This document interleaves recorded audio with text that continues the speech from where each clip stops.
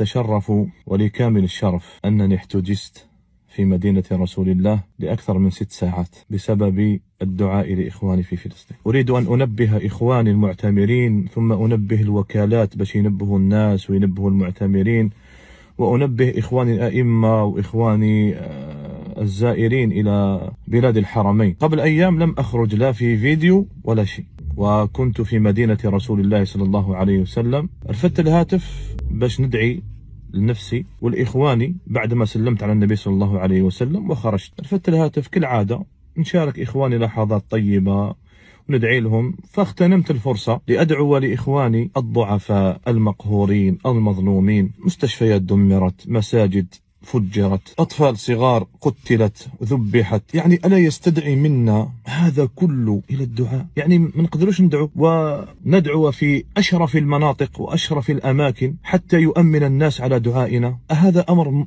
أهذا إجرام؟ أهذا الأمر عظيم؟ طيب أنا لم أكن أعرف بأن هذا الأمر ممنوع في بلاد الحرمين، لم أكن أعرف. الدير شال تاع فلسطين يديوك المعتقل، يحجزوك ويديروا لك محضر، تلبسي حجاب فيه، وأنا شفتها رأيتها عيانا من أندونيسيا وماليزيا دايرين شال ولابسه وحده حجاب في العالم الفلسطيني، تجزوها وداروا لها محضر. فواحد يروح يعبد ربي ويدعي بينه وبين ربه، يدعي بينه وبين الله عز وجل.